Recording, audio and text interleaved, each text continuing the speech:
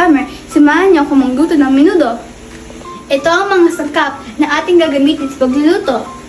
Tayo ng baboy, carrot,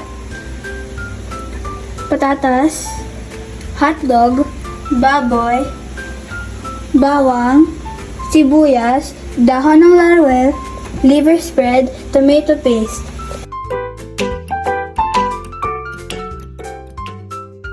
Ang una natin gagawin ay ang pagprito ng patatas at carrots. Isusunod din natin ang pagprito ng hotdog at atay ng baboy. Alam niyo ba na ang salitang menudo ay galing sa wikang Espanyol na ibig sabihin ay maliit na peraso?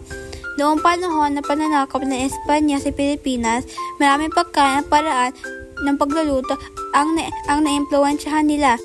Kaya ang menudo ay isa sa mga pagkain may halong impluwensyang Espanyol, lalo na sa pagkagamit ng tomato sauce at pagluto ng karne. Ngayon naman ay gigasan na natin ang bawang at sibuyas.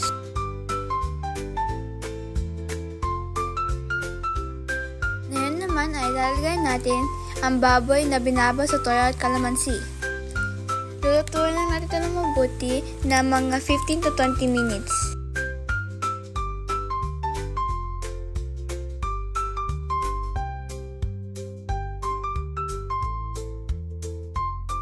Ngayon ay nalagay natin ang dahon ng laurel.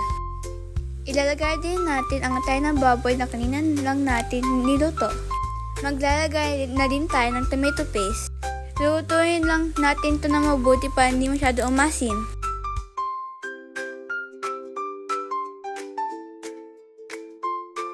Maglalagay tayo ng tubig na may sukat na 2 baso.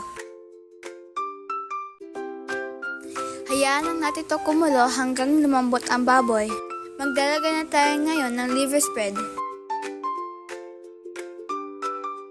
Ibabalik na natin ang prinitong hotdog.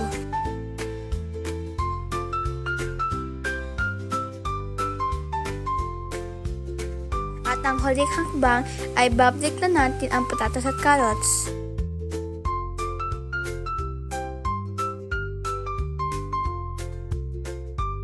Tara, kain tayo!